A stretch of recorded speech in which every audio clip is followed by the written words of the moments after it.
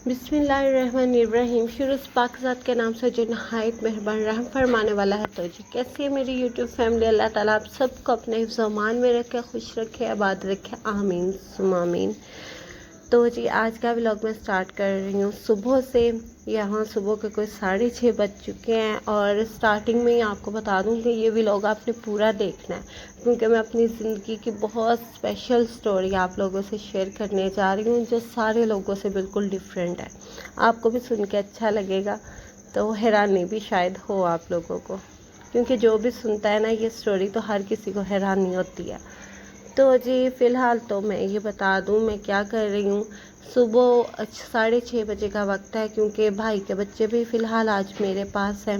भाभी गई हुई हैं मायके, वो मैंने आपको पहले रीज़न बता चुकी हूँ कि वो क्यों गई हैं। तो उनके एग्ज़ाम्स चल रहे हैं बच्चों के, तो इसलिए भाभी ने इधर भेज दिया बच्चों को। तो यहाँ पे मैं जल्दी उठ गई थी 6:30 बजे, क्योंकि आज उन बच्चों का भी लंच तैयार करना था, अपने बेटे का भी लंच तैयार करना था, नाश्ता भी तैयार करना था, बहुत काम था आज। इसलिए मैंने टाइम से पहले ही नाश्ता बनाना स्टार्ट कर दिया। तो ना रात को क्योंकि मैंने कुछ बनाया नहीं था, तो सोच रही थी बच्चों को लंच बॉक्स में क्या दूँ कुछ समझ नहीं आ रहा था। फिर अचानक से मुझे याद आया कि जब मैं छोटी होती थी ना, मैं स्कूल जाती थी, तो अम्मी जी मुझे चीनी वाले पराठे बना के देती होती थी, शुगर वाले पराठे कहते हैं जिसे। और हम इतने शौक़ से खाते होते थे ना, मैं स्पेशली अम्मी जी से कह के बनवाती होती थी, अम्मी जी मुझे चीनी वाला पराठा बना दें। तो बस उसी से आइडिया आया, मैंने कहा चलें आज चीनी वाला पराठा बना कर देखती हूँ कि बच्चों को पसंद आता है कि नहीं, क्योंकि मैंने कभी भी मोहम्मद को बना के दिया। आज ही मुझे याद आया अचानक से, तो कुछ मेरी भी बचपन की याद ताज़ा होगी, पुरानी बातें याद आने लग गई। कितने अच्छे दिन होते थे ना बचपन के। तो बस यहाँ बच्चों को लंच बॉक्स के लिए मैं चीनी वाले पराठे बना रही हूँ। वैसे नॉर्मल पराठे बनाऊँगी बच्चे, क्योंकि चाय के साथ ज़्यादा शौक़ से खाते हैं पराठे। सिंपल पराठे जो नाश्ते के तौर पे खाने हैं वो सिंपल ही बनाऊँगी। पता नहीं क्या क्या बोली जा रही हूँ क्योंकि मैं अंदर थी, अंदर वॉइस ओवर करने लगी, बच्चे इतना बोल रहे थे। बाहर आई हूँ, अब बाहर से मोटरसाइकिल की आवाज़, गाड़ियों की इतनी आवाज़ आ रही है, बड़ी मुश्किल से वॉइस ओवर हो रही है। तो जैसे भी आप कबूल कीजिएगा। तो यहाँ पे साथ में मैंने चाय बनाई है, तो चाय भी मेरी बन गई है। तो जी अभी हम करते हैं नाश्ता, फिर मिलती हूँ आपसे नाश्ते के बाद। आजा मोहम्मद, जल्दी आजा। आजो मोहम्मद, आजा जल्दी जल्दी। मेरा बेटा स्कूल से आ गया। इधर देखना बेटा जी, ये बैग अंदर रखो, बोतल और बैग। चलो अच्छी तरह पकड़ो, अंदर लेके जाओ। लंच नहीं किया आपने बेटा? तो उसमें शुगर ऐड की हुई थी, चीनी वाली रोटी थी। माँ ने इतनी चीनी डाली कि वो छूक गई हो तो आपको नहीं पसंद आई? फिर इधर देखो, फिर इसका टेस्ट ही नहीं आया। चलो जी, मीठी इतनी हो गई, पसंद ही नहीं आई भाईजान को चीनी वाली रोटी। हम बचपन में हम इतने शौक से बचपन में खाया करते थे ये रोटी, आपको पता है? हाँ ही पता है मम्मा जी। ये रोटी जो है ना, आपने इतना मिलावट किया कि वो छूक के मीठी हो गई इतनी। हाय अल्लाह, इतनी मिलावट हो गई थी, सॉरी। तो जी मैं अभी लाई हूँ समोसे। हुआ ये कि कल शाम को मैं आपी की तरफ से आई थी, आते हुए आपी ने सालन दे दिया था कुछ, तो रात को तो वो खा लिया। तो अभी हंडिया वगैरह नहीं बनाई, तो इसलिए मैं समोसे ले आई हूँ, खा के फिर हंडिया बनाती हूँ। किस किस को समोसे पसंद है? मोहम्मद छोटे छोटे पीस कर दो। हाँ, ऐसे मजा आता है। फातिमा बेटा आपको भी छोटे छोटे पीस कर दूँ इसके? ये लो मोहम्मद बेटा। और साथ में बच्चे जिद कर रहे थे, आज इन्हें कोल्ड ड्रिंक भी ला के दी है साथ में। मोहम्मद को मैंने जो लंच दिया था वो तो उसने नहीं खाया, क्योंकि उसे चीनी वाले पराठे पसंद ही नहीं आए भाईजान को। तो वो मोहम्मद फिर घर आया, उसका लंच बॉक्स मैंने चेक किया तो फातिमा को अच्छा लगा, फातिमा ने खा लिया चीनी वाला पराठा। मोहम्मद ने कुछ नहीं खाया था, इसलिए उसे यहाँ से समोसे मंगवा दिए मैंने, वो समोसे खा रहा है, साथ में कोल्ड ड्रिंक। आज बच्चों को काफ़ी दिन बाद मैं कोल्ड ड्रिंक ला के दी है, वैसे कल आपी के घर भी पी थी, मुझे याद आया। तो इसके बाद घर में इतना काम करने वाला है ना, आज सारा दिन मेरा काम में गुजरेगा। तो जी ये आप मौजूदा हालत देख रहे हैं घर की। अच्छा, साथ साथ मैं घर की सफाई करती जाती हूँ, साथ साथ आप मेरी स्टोरी सुनते जाएं। अब आपको अपनी सारी स्टोरी इन डिटेल बताती हूँ। मैं आपको बताती हूँ कि मेरी शादी किस तरह हुई, अनोखे तरीके से हुई ये भी कह सकते हैं, क्योंकि बहुत ही कम 100 में से 1% ऐसे लोग होते हैं जिनकी इस तरह से शादियाँ होती हैं। एक्चुअली ना उस्मान थे आउट ऑफ कंट्री और मैं थी यहाँ पाकिस्तान में। तो जब हमारा रिश्ता हुआ तो उस्मान तो यहाँ नहीं आ सकते थे पाकिस्तान, किसी कारोबारी मसले की वजह से उनका आना पॉसिबल नहीं था। तो फिर उनके घर वालों ने बात की कि हमने नेट पे निकाह करना है। हमारे घर में भी काफ़ी मतलब इस बात पे डिस्कशन होती थी, वो इसलिए कि किसी ने उस्मान को देखा नहीं था। अम्मी अब्बू ने भी बचपन में उन्हें देखा हुआ था और मैंने तो बिल्कुल भी नहीं उस्मान को देखा हुआ था। तो बस लेकिन रिश्तेदारी तो थी, अम्मी जी के दूर की कज़न लगती थी उनकी मदर उस्मान की। तो बस अम्मी को अच्छे लगते थे, अब्बू को भी वो लोग अच्छे लगते थे। तो बस ये रिश्ता हो गया। तो जब रिश्ता हुआ तो आंटी जी ने डिमांड रखी कि, डिमांड तो नहीं, उन्होंने रिक्वेस्ट की थी कि ना हम निकाह करने आएंगे। तो माशाल्लाह 50 से 60 लोग एक बारात की तरह वो लोग आए मुझे मेरा निकाह करने। और फिर हमने रेस्टोरेंट में ही अरेंज किया, हॉल में अच्छी तरह से, और मैं प्रॉपर दुल्हन बनी थी, सही तरह से पार्लर से तैयार हुई अच्छी तरह, रेड कलर का लहंगा पहना था। और बारात में दूल्हा नहीं था, बाकी सारे ख़ानदान है था। तो बहुत अजीब सा भी लग रहा था कि नहीं है, लेकिन कोई बात नहीं, हालात के साथ समझौता भी करना पड़ता है। तो फिर हमारा वहाँ पे ही लैपटॉप पे उस्मान थे, मैं थी सामने, फिर हम आमने सामने थे, हमारा निकाह हो गया। तो निकाह होते ही फिर मुझे ना ससुराल ले गए साथ, बग़ैर दूल्हे के ही। ये भी अजीब बात है, नेट पे निकाह होता तो आपने सुना होगा, लेकिन निकाह होते ही साथ ले जाना दूल्हे के बग़ैर, ये नहीं आपने कभी सुना होगा। तो फिर मैं उस्मान के बग़ैर ही वहाँ चली गई आंटी जी के घर, क्योंकि उनका दिल करता था कि हमारे घर में कोई रौनक लगे। बहुत कम अफराद थे उनके घर में। तो बस उनकी खुशी का भी ख्याल करते हुए फिर अम्मी अब्बू ने भेज दिया मुझे, मेरी रुखसती हो गई दूल्हे के बग़ैर। फिर मैं वहाँ गई तो फिर मैं ससुराल में तकरीबन 10 महीने रही हूँ। 10 महीने बाद मेरा वीज़ा आया, विज़िट वीज़ा। तो फिर मेरे साथ मेरी जो नंदें थी, मेरी सास थी, एक नंद और नंदोई वहाँ पे रहते थे, देवर थे, सबको उस्मान ने बुला लिया था।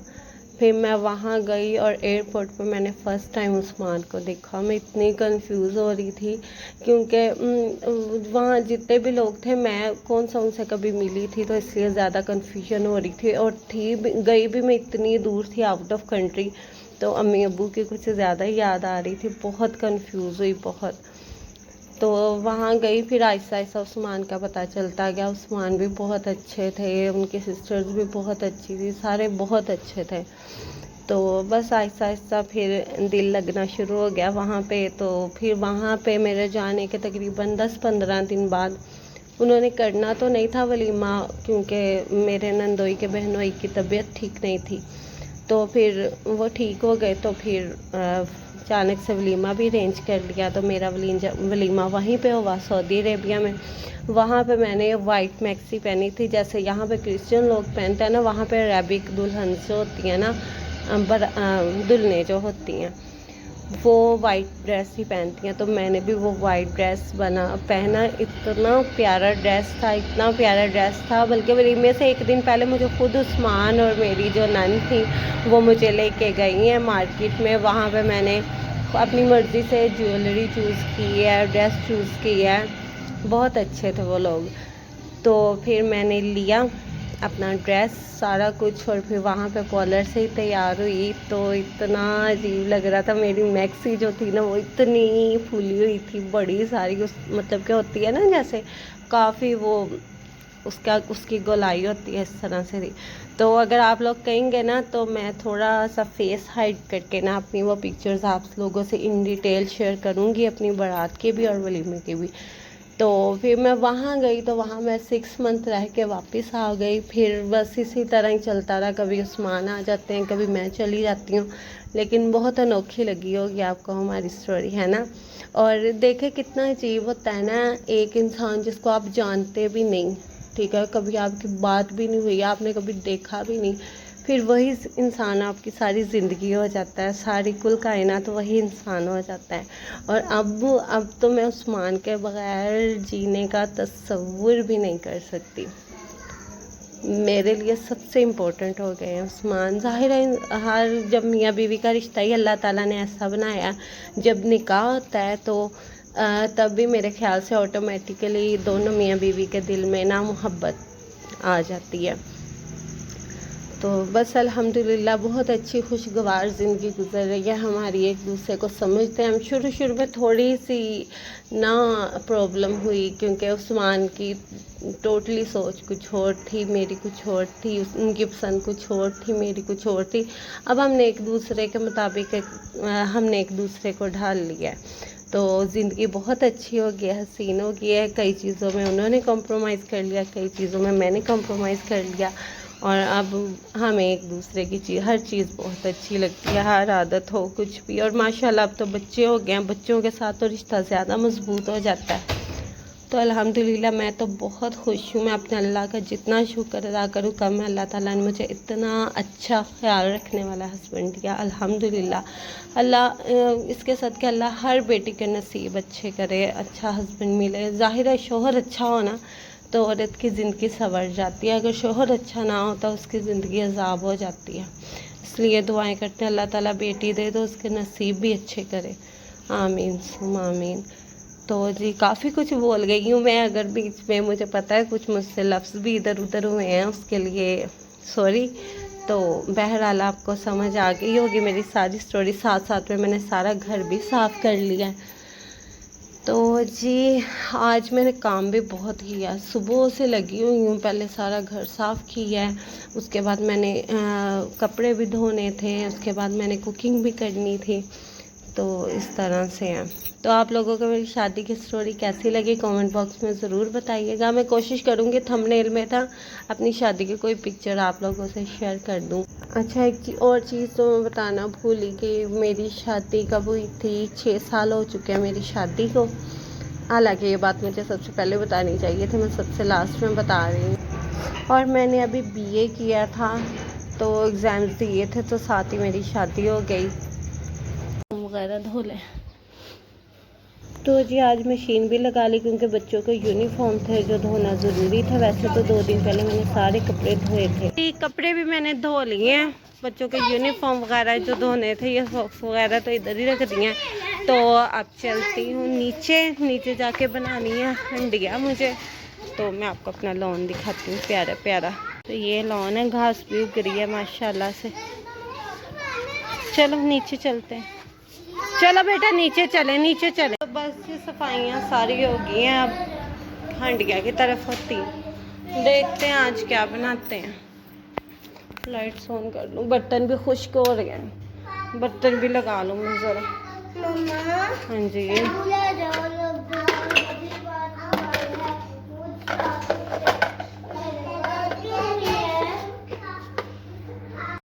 तो बस जी हंडिया बनाने लगी। सब्ज़ी लेने गई थी, सब्जियों वाली सारी दुकानें बंद है, तो इसलिए अब आलू अंडे बनाने लगी, बॉइल्ड एग और साथ में आलू शोरबे वाले।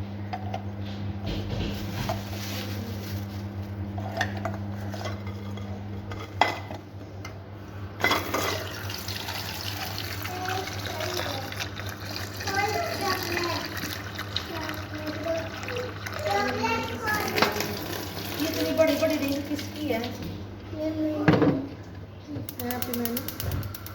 रिंग नहीं, ये चीज़ है, तू ही रिंग समझी। मैं रिंग समझी। नहीं। तो बस जी आज इतना काम किया कि आज मैं बहुत थक गई हूँ। मशीन भी लगाई, घर का साफ़ सफाई भी की, और अब खाना भी बना रही हूँ। यहाँ पे बना रही हूँ आलू अंडे, आपको पहले बता ही चुकी हूँ बल्कि। तो तब तक आप मेरी वीडियो को लाइक कर दें, और जो न्यू आने वाले वो मेरे चैनल को सब्सक्राइब कर दें। बस देख लें हाउस वाइफ भी कितनी टफ़ जॉब होती है ना उसकी। तो फिर अगर कोई कहे ना तुम करती क्या हो, तो बहुत दुख होता है। तो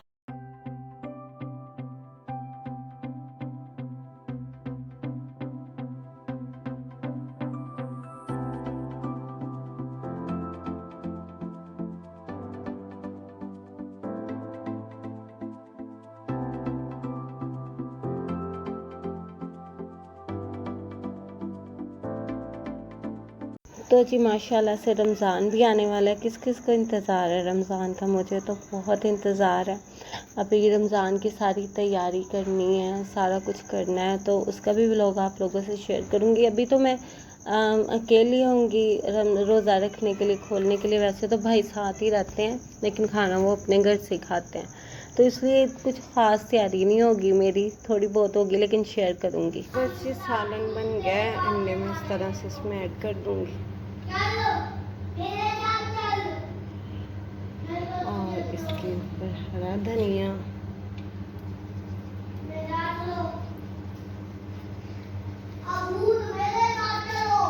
मैंने ना अंडे रखे, उसकी ना सफ़ेदियाँ फातिमा खा गई है, तो कम है, तो दोबारा मैंने बॉईल करने के लिए रखे हैं अंडे। वैसे मेरा सालन बिल्कुल तैयार है, बट अंडे मैंने डाल दिए।